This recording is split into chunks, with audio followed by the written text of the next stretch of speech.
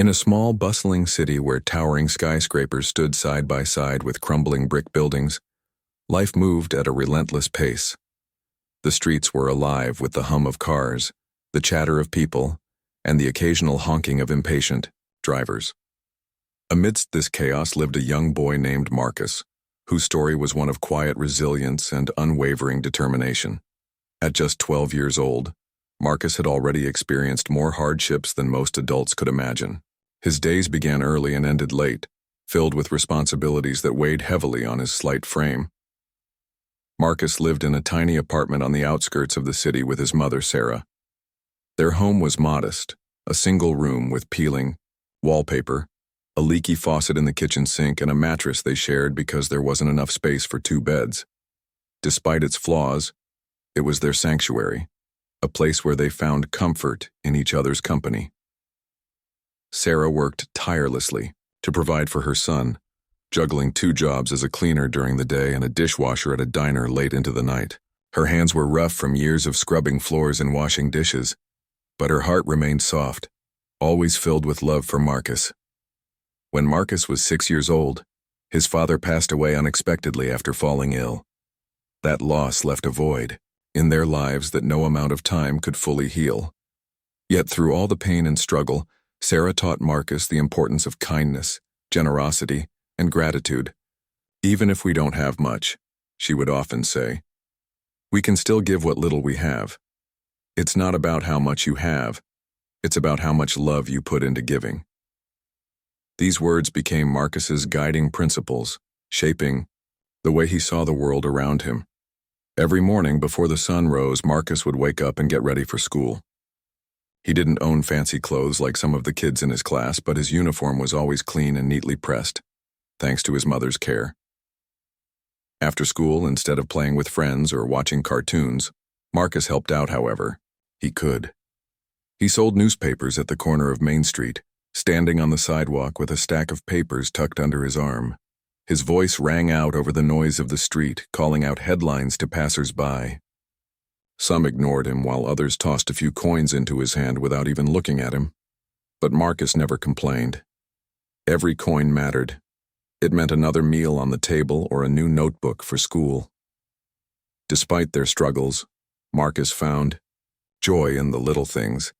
He loved sitting by the window in their apartment, watching the raindrops slide down the glass and imagining stories about faraway lands. Sometimes, when his mother came home exhausted from work, he would insist on giving her a back massage, using his small hands to rub away the tension in her shoulders. On special occasions like birthdays or holidays, Sarah would surprise him with something simple yet meaningful: a handmade card, a warm hug, or an extra piece of bread slathered with butter. Those moments made all the difference, reminding Marcus that love didn't need to come wrapped in expensive packages. One chilly evening, as Marcus walked home from selling newspapers, he felt the weight of hunger gnawing at his stomach. Earlier that day, his mother had managed to pack half a sandwich for him, a rare treat they couldn't afford every day. Wrapped carefully in a piece of brown paper, the sandwich was tucked safely inside Marcus's pocket. As he strolled past the park, his eyes caught sight of a figure huddled on a bench near the fountain. It was an elderly man, dressed in ragged clothes that barely shielded him from the cold. A tattered blanket lay draped over his legs, and an empty tin cup rested beside him on the ground. The man's face was lined with wrinkles, his beard streaked with gray. His eyes, though tired, held a glimmer of something Marcus recognized: sadness mixed with quiet dignity. For a moment, Marcus hesitated.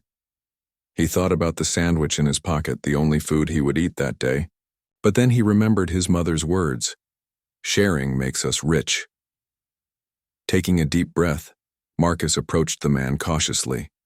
The old man looked up, startled by the sudden presence of the young boy. Without saying a word, Marcus extended the sandwich toward him, his fingers trembling slightly from both nervousness and the chill in the air. "Here, sir," Marcus said softly, avoiding eye contact out of shyness. The old man stared at the offering for a moment, clearly taken aback. Then slowly he reached out and took the sandwich, his weathered hands brushing against Marcus's. "Thank you, son," the man whispered hoarsely, his voice thick with emotion. God bless you. Marcus nodded quickly, feeling a warmth spread through his chest despite the biting cold. As he turned to leave, the man called out, "What's your name?" Pausing mid-step, Marcus glanced back over his shoulder. "Marcus," he replied simply before hurrying off into the night, unaware of the profound impact his simple act of kindness would soon have on both their lives. The encounter lingered in Marcus's mind long after he returned home. He thought about the old man's expression, the mix of gratitude and sorrow etched onto his face, and wondered what kind of life he must be living. Was he alone? Did anyone care for him? Questions swirled in Marcus's head, but he pushed them aside, focusing instead on helping his mother prepare dinner. Together they ate a meager meal of rice and beans, savoring each bite as if it were a feast. Later, as Marcus lay on the mattress next to his mother, staring up at the cracked ceiling, he whispered a silent prayer. "Please take care of that man," he murmured. "He needs someone to look out for him." Little did Marcus know his act of kindness had set off a chain of events that would alter the course of his life forever. The old man he had met that evening was no ordinary stranger. Beneath the layers of hardship and despair lay a secret that would soon come to light, bridging the gap between two vastly different worlds. But for now, Marcus drifted off to sleep, dreaming of brighter days ahead, unaware of the extraordinary journey that awaited him. The next morning, Marcus woke up with the image of the old man still fresh in his mind. He couldn't shake off the feeling that something about the encounter had been special, though he couldn't quite put his finger on it. As he got ready for school, he replayed the moment over and over again. The way the man's eyes had softened when he accepted the sandwich, the gratitude in his voice, and the faint smile that had crossed his lips. It wasn't the first time. Marcus had shared what little he had, but there was something different this time, something deeper. On his way to the corner where he sold newspapers, Marcus passed by the park once more. He glanced toward the bench where the old man had been sitting the night before, half expecting to see him there again. But the bench was empty, save for a few scattered leaves blowing in the wind. For a brief moment, Marcus felt a pang of disappointment. He wondered if the man had found somewhere warmer to spend the night or if he had moved on to another part of the city. Shaking his head, Marcus reminded himself that he had done what he could. "It's not my job to fix everything," he muttered, under his breath repeating one of his mother's favorite sayings. Still, the thought lingered as he set up his newspaper stand and began calling out headlines to passers-by. Throughout the day, Marcus found his thoughts drifting back to the old man. During recess at school, while other kids played tag or swapped snacks, Marcus sat alone on a swing staring at the ground. He imagined what life must be like for someone who didn't have a home or family to go back to. Did the man feel lonely, scared, or had he grown used to living on the streets, accepting it as his fate? Marcus tried to picture himself in the man's shoes, but the idea made his chest tighten. He couldn't imagine being all alone in the world, without even a single person to care for him. When school ended, Marcus returned to his usual spot on Main Street to sell the rest of his newspapers. The afternoon sun cast long shadows across the pavement, and the air carried a slight chill that hinted at the approaching winter. Business was slow, and Marcus shifted from foot to keep warm. Just as he was about to pack up for the day, he spotted a familiar figure walking slowly down the street. His heart skipped a beat. It was the old man from the night before. The man looked slightly better today, though his clothes were still worn and patched in places. He carried a small paper bag in one hand and leaned heavily on a wooden cane with the other. When he noticed Marcus standing by his newspaper stand, he stopped and gave a nod of recognition. Marcus froze for a moment, unsure of what to do. Should he approach the man? Say something? Before he could decide, the old man shuffled closer, his movements deliberate but slow. "Well, well," the man said, his voice raspy but kind. "If it isn't the boy who fed me last night." Marcus blinked in surprise, then managed a shy smile. "Hi, sir," he said softly, clutching the edge of his newspaper stand. "I didn't think you'd remember me." "Of course I remembered you. the man replied with a chuckle. Not many people would give away their dinner to a stranger like that, especially not someone as young as you. He paused, studying Marcus's face intently. You've got a good heart, son. Don't ever lose that. Marcus felt his cheeks flush with embarrassment. It wasn't much, he mumbled, looking down at his feet. Just a sandwich. To some, it might not seem like much, the man agreed. But to others, it can mean the world. You reminded me of something important last night, something I'd almost forgotten. What's that? Marcus asked curiously, glancing up at the man. That kindness still exists in this world, the man said simply, and that even when things look bleak, there are always people willing to help. For a moment, neither of them spoke. The sounds of the busy street faded into the background as Marcus absorbed the man's words. There was a wisdom in his tone, a depth that suggested he had lived through more than most. Marcus wanted to ask him questions about his life, his story, why he was living on the streets, but he hesitated, afraid of seeming nosy or rude. Instead, he blurted out the first thing that came to mind. Are you okay? Do you need anything else? The man chuckled again, a low, rumbling sound that seemed to come from deep within his chest. I'm all right, son. Thanks to you, I ate well last night. And today? He lifted the paper bag slightly, revealing the corner of a loaf of bread peeking out. Today I managed to get a bit more. Marcus nodded, relief washing over him. That's good, he said earnestly. I was worried about you. The man tilted his head, his expression softening. Worried about me? Why would you worry? About an old man you barely know? I don't know, Marcus admitted. I guess because, well, everyone deserves to be cared for, right? Even strangers. The man's eyes widened slightly, as if Marcus's words had struck a chord. He stared at the boy for a long moment, his gaze filled with a mixture of admiration and something else Marcus couldn't quite identify. Finally, he cleared his throat and straightened up. You're a remarkable young man, Marcus, he said. Do you mind if I call you that? No, sir, Marcus replied quickly. That's my name. Good. My name is Edward, the man said, extending a hand. Edward Langley. Marcus shook the man's hand awkwardly, surprised by the firmness of his grip. Nice to meet you, Mr. Langley. Just Edward, the man corrected gently. No need for formalities between friends, is there? Friends. The word caught Marcus off guard. He hadn't expected the man to consider them friends after such a brief meeting, but the idea warmed him somehow, filling him with a sense of connection he hadn't realized he was missing. So, Marcus, Edward continued, leaning on his cane, how does a young man like you end up selling newspapers on the street? Shouldn't you be home playing video games or doing whatever kids your age do these days? Marcus shrugged, suddenly self-conscious.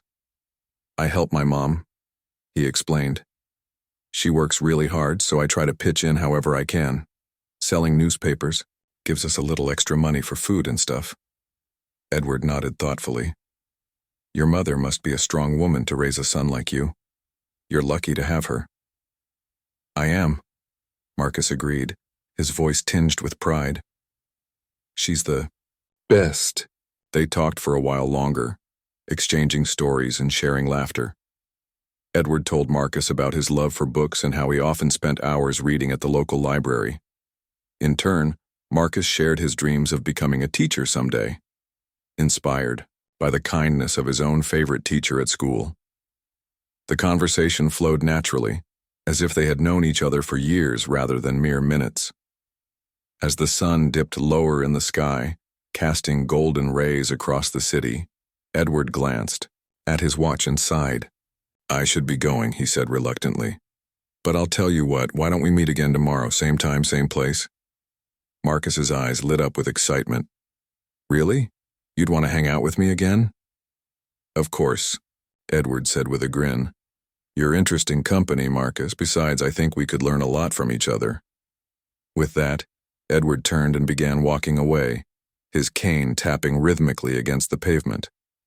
Marcus watched him disappear into the crowd, a wide smile spreading across his face. For the first time in a long while, he felt a spark of hope, a sense of possibility that maybe, just maybe, things were starting to look up. Little did Marcus know, Edward's interest in him went far beyond casual friendship. Beneath the surface of their newfound bond lay secrets and intentions that would soon unravel in ways neither of them could have anticipated. But for now, Marcus simply basked in the joy of having made a new friend, unaware of the extraordinary journey that lay ahead. The following afternoon, Marcus arrived at his usual spot on Main Street with a mix of excitement and nervousness bubbling inside him. He had spent most of the previous night thinking about Edward, the old man who seemed so different from anyone else Marcus had ever met. There was something mysterious about him, something that didn't quite fit the image of a homeless person living on the streets. Yet despite his ragged appearance and simple demeanor, Edward carried himself with a quiet dignity that made Marcus feel both curious and at ease. As the clock ticked closer to their agreed-upon meeting time, Marcus kept glancing up and down the street, searching for any sign of Edward. The minutes felt longer than usual, each one stretching out as if time itself were testing his patience. Finally, just as Marcus began to worry that Edward might not show up, he spotted the familiar figure walking toward him. But this time Edward looked different. His clothes were cleaner, though still worn, and he carried himself with an air of purpose that hadn't been there before. In his hand he held a small canvas bag, its contents hidden but clearly important to him. "Hey there, Marcus," Edward said warmly as he approached, his voice carrying a hint of cheerfulness. "Sorry if I kept you waiting." Marcus shook his head quickly, a grin spreading across his face. "No, it's okay, I wasn't waiting long," Edward nodded approvingly. "Good. Now how about we take our conversation somewhere a little more comfortable? I know a place nearby where they serve decent coffee, and hot chocolate, if you prefer." Tears hesitated for a moment. He wasn't used to being invited places, especially by someone he barely knew. But there was something trustworthy about Edward, something that made Marcus feel safe. "Sure," he replied after a brief pause. "That sounds nice." Together they walked to a cozy cafe tucked away on a quiet side street. It was the kind of place Marcus had only seen in movies. Warm lighting, soft music playing in the background, and the rich aroma of freshly brewed coffee filling the air. As they stepped inside, Marcus couldn't help but feel a little out of place. The other customers sipped their drinks casually, chatting and laughing as if they belonged there. Meanwhile, Marcus stuck close to Edward, clutching his hands together nervously. "Don't worry," Edward whispered, noticing Marcus's unease. "You're with me. Just relax." They found a table near the window and sat down. A waitress came over, her smile friendly and inviting. "What can I get for you two?" she asked, pen poised above her notepad. "I'll have a black coffee," Edward said smoothly. Then, turning to Marcus, he added, "And what about you, young man? Hot chocolate?" Marcus nodded shyly. "Yes, please." As the waitress left, to fetch their drinks, Edward leaned back in his chair, studying Marcus with a thoughtful expression. "So," he began, "tell me more about yourself. What do you like to do when you're not selling newspapers or looking out for old men like me?" Marcus laughed softly, feeling some of his tension melt away. "I don't really do much," he admitted. "Sometimes I read books at the library. Other times I sit by the window at home and watch the rain. Oh, and I love drawing. Whenever I find scraps of paper, I sketch pictures of animals or buildings." "That's impressive," Edward said, genuinely interested. "Art is a powerful way to express yourself. Do you think you'll keep drawing as you grow older?" "I'd like to," Marcus replied. "But I also want to be a teacher someday. My mom says it's important to help others learn, so maybe I can teach kids art or history or something." Edward smiled approvingly. "A noble ambition. Teachers shape the future, you know. They leave lasting impressions on the lives of their students." He paused, then added, "Speaking of which, what do you think shapes a person's character? What makes someone good or bad?" Marcus furrowed his brow, considering the question carefully. "I guess it depends on how they treat others," he said slowly. "Like, if someone is kind and helps people, Even when it's hard, then they're probably a good person. But if they're selfish or mean, well, that's not so great.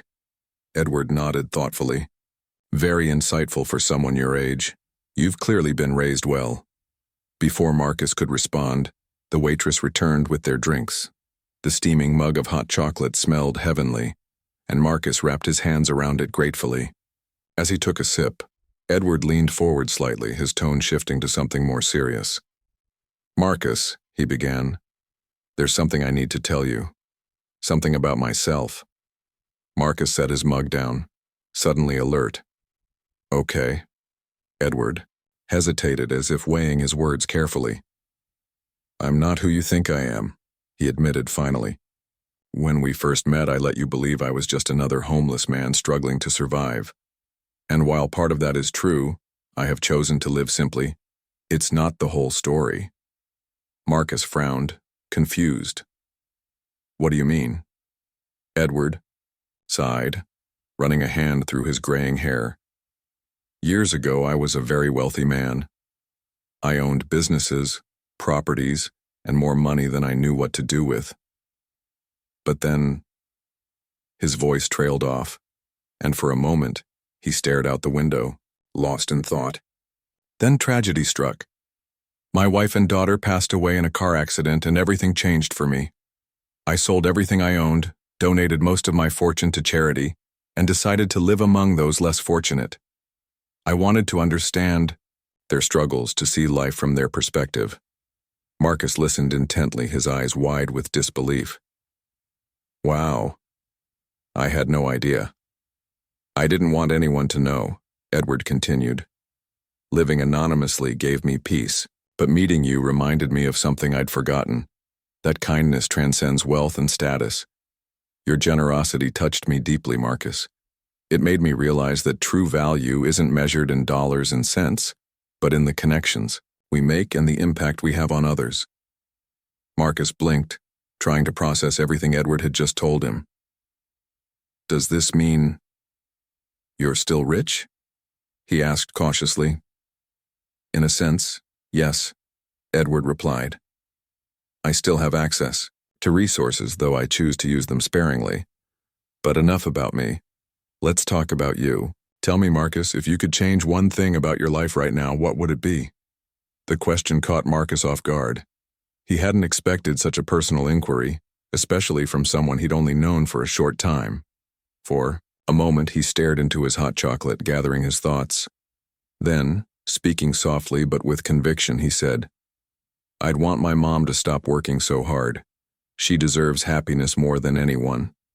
She gives everything for me, and I wish I could give her something back.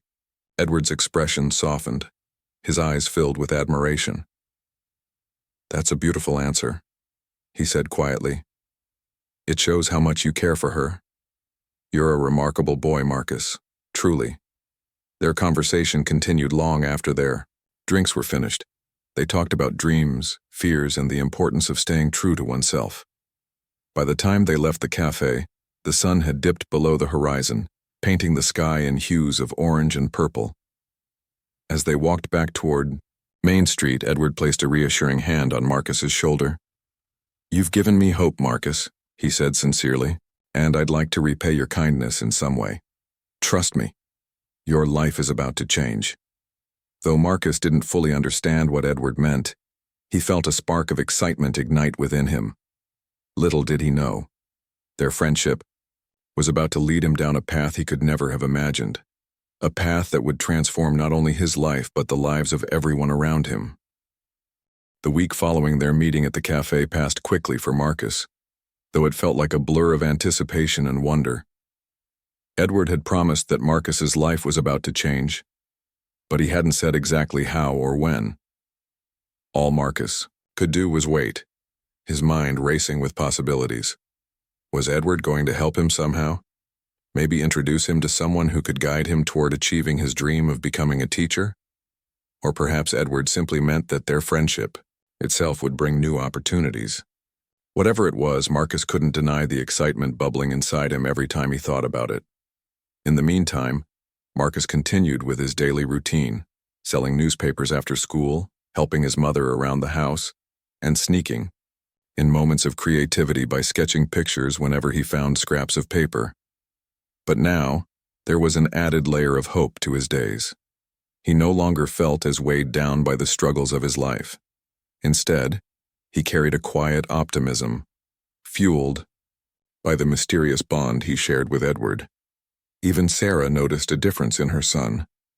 "You've been smiling more lately," she remarked one evening as they sat together eating dinner, a simple meal of rice and lentils seasoned with spices. "Did something good happen?" Marcus hesitated for a moment, unsure how much to share. He wanted to tell his mother about Edward and everything they'd talked about, but something held him back. It wasn't that he didn't trust her, rather he felt protective of the secret connection he had formed with the old man. "I guess I've just been thinking about things differently," he replied vaguely, offering her a reassuring smile. "Like maybe things will get better soon." Sarah raised an eyebrow, clearly intrigued but deciding not to press further. "Well, whatever it is, I'm glad you're feeling hopeful," she said, squeezing his hand affectionately. "We could all use a little hope sometimes." A few days later, just as Marcus was settling into his usual rhythm, something unexpected happened. On a crisp Thursday morning, as he prepared to leave for school, his mother handed him a letter. It was addressed to both of them, written in neat cursive on thick, creamy paper. The envelope bore no return address, only their names printed elegantly across the front. Puzzled, Marcus tore it open and began reading aloud. "Dear Marcus and Sarah, you are cordially invited to meet with a community benefactor at Langley Tower, Suite 1500, this Saturday at 10 a.m. Please dress comfortably but respectfully. Transportation will be provided if needed. We look forward to seeing you there. Sincerely, Edward Langley." Marcus froze, his heart pounding in his chest. "It's from Edward," he whispered, looking up at his mother in disbelief. Sarah's eyes widened as she read the note over his shoulder. "Langley Tower?" she murmured, her voice tinged with awe. "That's one of the tallest buildings in the city. What does he want with us?" "I don't know," Marcus admitted, though deep down he suspected it had something to do with their conversations at the cafe. Edward had hinted at wanting to repay Marcus's kindness, but Marcus hadn't imagined it would involve anything as grand as meeting in a skyscraper. Still, curiosity outweighed any apprehension. "Should we go?" he asked cautiously. Sarah hesitated, her brow furrowing as she considered the invitation. "It seems strange," she admitted. "But if Mr. Langley knows us personally and if he's offering to help, well, maybe it's worth hearing him out. Just promise me you'll stay close to me, okay?" "Of course," Marcus assured her, already imagining what the meeting might entail. Would Edward reveal more about himself? Would he offer them advice or resources to improve their situation? Whatever the case, Marcus knew one thing for certain. This was going to be unlike anything they'd experienced before. Saturday morning arrived, and Marcus woke up earlier than usual, too excited to sleep. He dressed carefully in his best clothes, a odd, slightly worn button-up shirt and trousers, and helped his mother prepare as well. She opted for a modest yet elegant blouse and skirt, brushing her hair until it gleamed under the soft morning light. Together they made their way to the designated pickup point outside their neighborhood, where a sleek black car waited for them. A chauffeur opened the door politely, ushering them inside with a warm smile. As the car glided through the city streets, Marcus pressed his face against the window, marveling at the view. He had seen Langley Tower many times from afar, its glass facade shimmering like a beacon against the skyline, but he had never been close enough to truly appreciate its grandeur. Now, as they approached, the building seemed even more imposing, towering above everything else around it. His stomach fluttered with nervous energy as they stepped out of the car and entered the lobby, which was adorned with polished marble floors, crystal chandeliers, and walls lined with modern art. They were greeted by a receptionist who led them to a private elevator reserved for top-floor visitors. As the doors slid shut and the elevator ascended smoothly, Marcus felt his pulse quicken.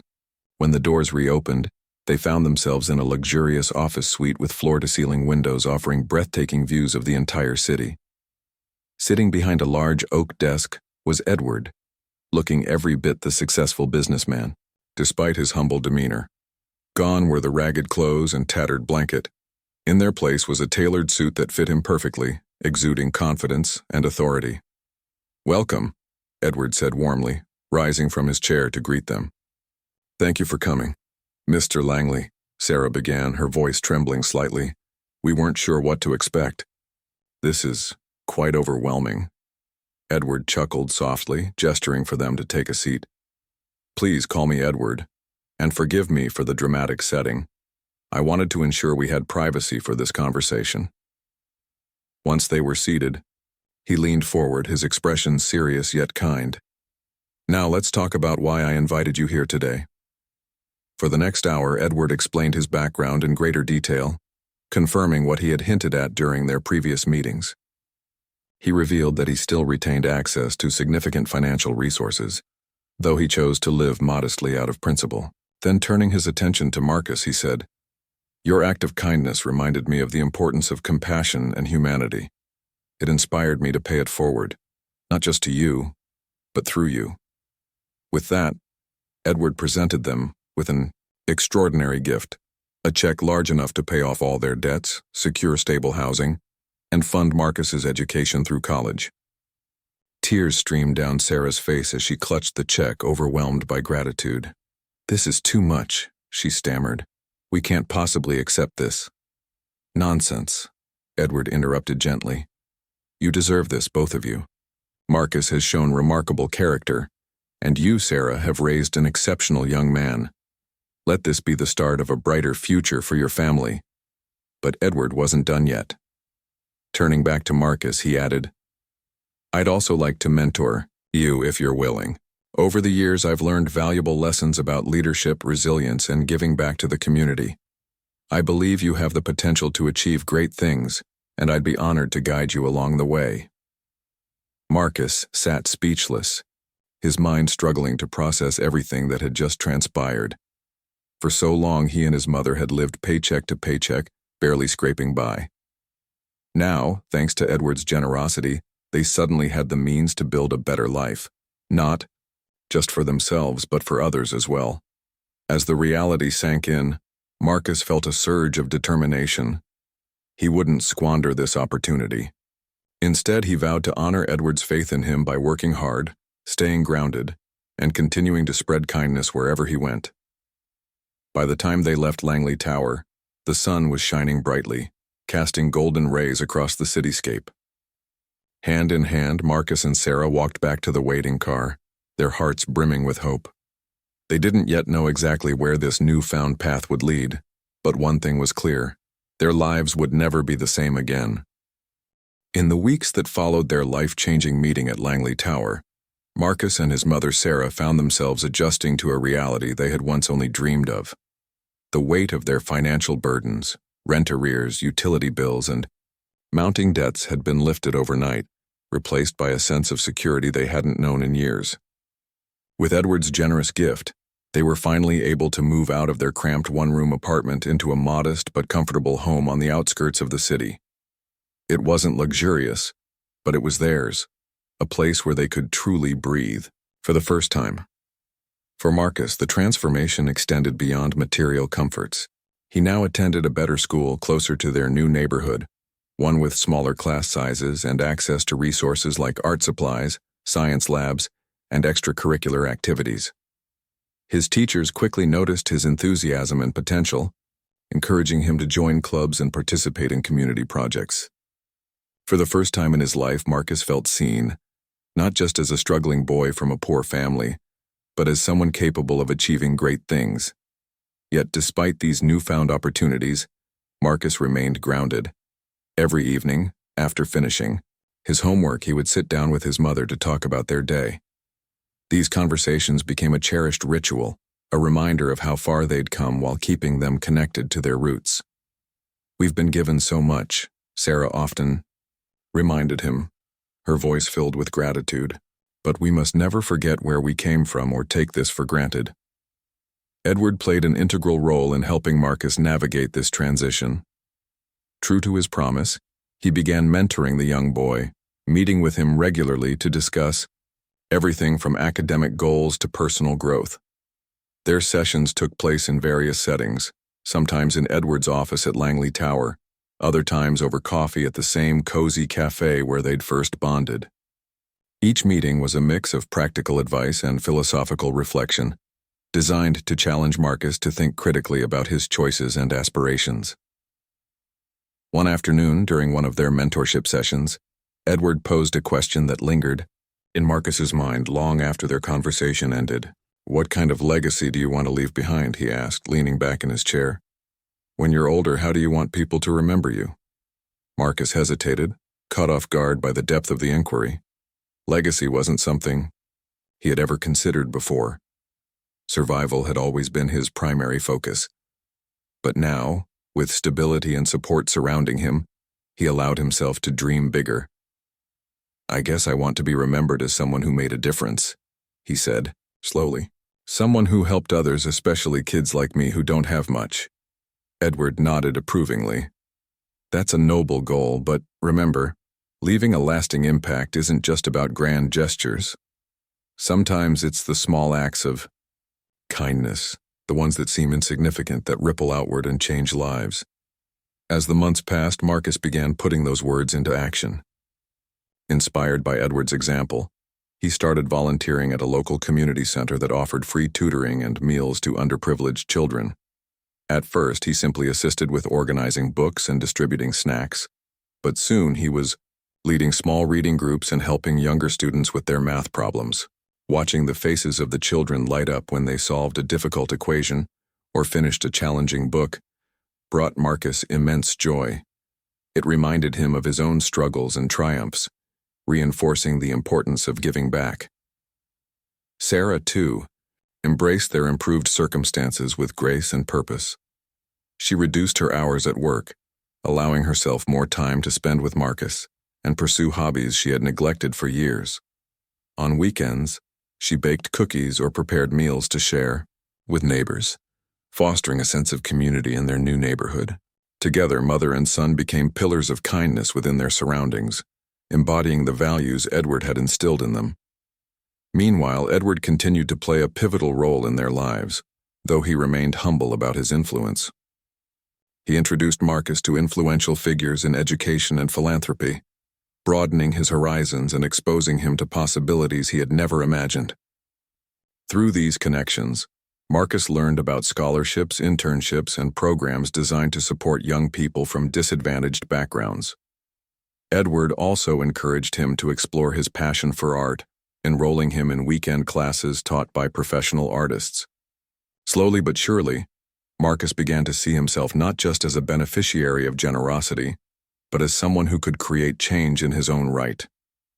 However, Edward's presence wasn't without its challenges. As Marcus grew closer to him, he couldn't help but notice the lingering sadness in the old man's eyes, a quiet ache that hinted at unresolved grief. One evening, during a particularly candid conversation, Marcus mustered the courage to ask about it. "You've done so much for us," he began tentatively. "But are you happy? Like, really happy?" Edward paused, taken aback by the sincerity of the question. For a moment, he stared out the window, watching the city lights flicker in the distance. Then, with a soft sigh, he replied, "Happiness is complicated, Marcus. Losing my wife and daughter left a void I'll carry with me forever. But meeting you, seeing your kindness, your resilience, it's given me a renewed sense of purpose. You remind me that even in loss, there's still beauty in connection." Marcus nodded, understanding more than he let on. Though he hadn't experienced the same kind of tragedy, he knew what it meant to feel alone, and how transformative it was to find someone who cared. In many ways, Edward had become the father figure Marcus had lost years ago, offering guidance and unconditional support when it mattered most. As the year drew to a close, Marcus decided to honor Edward in a special way. With the skills he had developed through his art classes, he created a series of drawings depicting moments from their journey together. The park bench where they first met, the cafe where Edward revealed his story, and the towering skyscraper of Langley Tower. He compiled the sketches into a handmade book, adding handwritten notes expressing his gratitude. On Christmas Eve, he presented it to Edward during one of their meetings.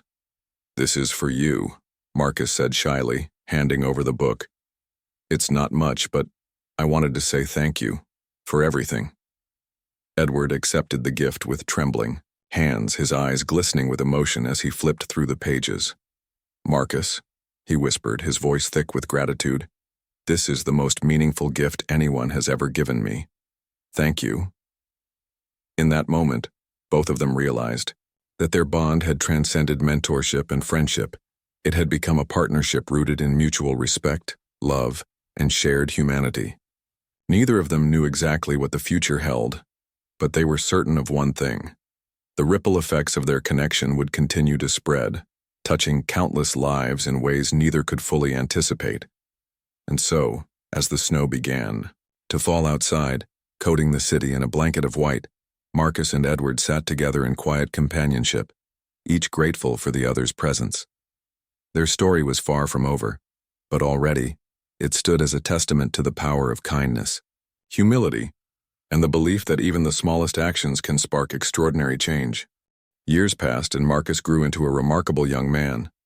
The shy, uncertain boy who once sold newspapers on the corner of Main Street had transformed into someone brimming with confidence, purpose, and compassion. His journey, from sharing half a sandwich with a stranger to becoming a beacon of hope for his community, was nothing short of extraordinary. Yet, through it all, Marcus never forgot where he came from or the values that had shaped him. Edward's influence continued to guide Marcus in profound ways, even as their relationship evolved over time. Though Edward remained a constant source of wisdom and encouragement, he also encouraged Marcus to forge his own path. "You don't need me forever," Edward often said with a gentle smile. "The lessons I've shared are meant to help you stand on your own 2 feet. Trust yourself. You're stronger than you think." By the time Marcus graduated high school, he had already made significant strides toward achieving his dreams. Thanks to Edward's mentorship and the scholarships he earned through hard work and determination, Marcus enrolled in college to study education. He chose a program focused on urban teaching, determined to give back to communities like the one he had grown up in. During summers and holidays, he returned home to volunteer at the same community center where he had first started helping children. Now, instead of simply assisting with reading groups, Marcus led workshops on leadership, creativity, and resilience, inspiring kids to believe in themselves despite their circumstances. Sarah watched her son's progress with pride, marveling at how much he had grown, not just academically but emotionally and spiritually. "He's turned into such a good man," she told Edward during one of their occasional visits. "I know I raised him, but you helped shape him into the person he is today." Edward chuckled softly, shaking his head. "No, Sarah. You did the hard work. I just gave him a nudge in the right direction. The rest was all him." Though Edward downplayed his role, there was no denying the impact he had on Marcus's life. Their bond remained unshakable, built on trust, gratitude, and mutual respect. But as the years went by, Edward began to withdraw slightly, spending more time alone and less in the public eye. Marcus noticed the change and worried about his mentor's well-being. One evening, after completing his final exams in college, Marcus visited Edward at his modest apartment, a small but cozy space filled with books, photographs, and mementos from his past. "Are you okay?" Marcus asked, sitting across from Edward in the warm glow of a table lamp. "You seem quieter lately." Edward sighed, leaning back in his chair. For a moment he stared at the ceiling, as if searching for the right words. Then, with a faint smile, he said, "I'm getting older, Marcus, that's all. My body doesn't move as fast as it used to, and my mind drifts more often to memories of the past. But don't worry. I'm content. Happier than I've been in a long time, actually." Marcus nodded, though concern lingered in his eyes. "If there's anything I can do, anything at all, you'll tell me, right?" Edward reached out and placed a hand on Marcus's shoulder. "You've already done more than enough. Just keep being the amazing person you are. That's all I need." After graduating college, Marcus fulfilled his dream of becoming a teacher. He accepted a position at an underfunded school in a low-income neighborhood where students faced challenges similar to those he had overcome. From the very first day, Marcus approached his role with passion and dedication, treating each student as an individual with unique potential. He incorporated art, storytelling, and hands-on activities into his lessons, making learning engaging and accessible. More importantly, he taught his students the value of kindness, perseverance, and self-belief. Word of Marcus's innovative teaching methods spread quickly, earning him recognition not only within the school district but also in the broader educational community. Local newspapers wrote articles about him, highlighting his ability to inspire even the most reluctant learners. One reporter described him as a teacher who doesn't just educate minds, but transforms lives. Despite the attention, Marcus remained humble, always redirecting praise to his students and mentors, especially Edward. Inspired by his own experiences, Marcus founded a nonprofit organization called Ripples of Kindness. Its mission was simple yet powerful: to provide resources, mentorship, and opportunities to children and families living in poverty. Through fundraisers, partnerships with local businesses, and volunteer efforts, the organization flourished, reaching thousands of people across the city. Marcus often credited Edward's initial act of generosity as the catalyst for its creation. "If one person's kindness can change a life," he would say during speeches, "imagine what we can achieve together when we choose to care for one another." Edward attended many of these events, watching proudly from the sidelines as Marcus spoke passionately about the importance of giving back. Though he preferred to stay out of the spotlight, he occasionally joined Marcus on stage to share his own story. Each time he emphasized the same message: true wealth isn't measured by what you have, but by what you give. And the greatest gift we can offer is our humanity, the willingness to see, hear, and uplift others. As the years rolled on, Marcus and Edward's friendship deepened further, becoming a cornerstone of both their lives. They continued to meet regularly, whether for coffee at their favorite cafe or quiet evenings spent discussing books and ideas. Edward's health declined gradually, but he refused to let illness dampen his spirit. Instead, he embraced every moment, cherishing the connections he had formed and the legacy he had helped create. One crisp autumn morning, Marcus received a letter from Edward. It was handwritten, the familiar cursive looping across the page in elegant strokes. In it, Edward expressed his gratitude for the time they had shared and entrusted Marcus with a final task. "Take care of the world," he wrote. "It needs people like you, people who understand that kindness is a chain reaction, capable of transforming everything it touches." A few weeks later, Edward passed away peacefully in his sleep. His death left a void in Marcus's heart, but it also reinforced his commitment to carrying forward the lessons Edward had taught him. At Edward's memorial service, Marcus delivered a heartfelt eulogy, recounting the story of their unlikely friendship and the profound impact Edward had on his life. "He showed me that even in darkness there is light," Marcus said, his voice steady despite the tears streaming down his face. "And that no matter how broken the world may seem, love and compassion have the power to heal." In the years that followed, Marcus dedicated himself fully to honoring Edward's memory.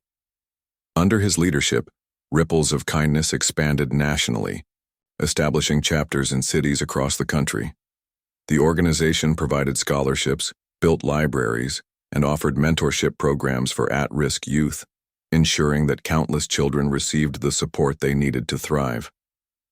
Marcus also wrote a book chronicling his journey, titled "The Sandwich That Changed Everything," which became a bestseller and inspired readers around the globe.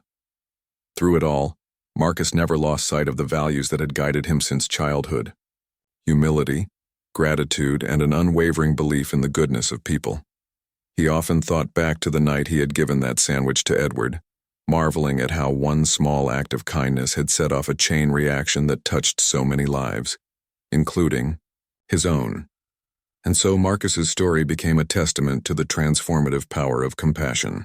It reminded everyone who heard it that even the simplest gestures, a shared meal, a listening ear, a helping hand, can create ripples that extend far beyond what we can imagine. In the end, it wasn't wealth or fame that defined Marcus's legacy. It was the love and kindness he poured into the world, proving that true richness lies not in what we possess, but in what we give.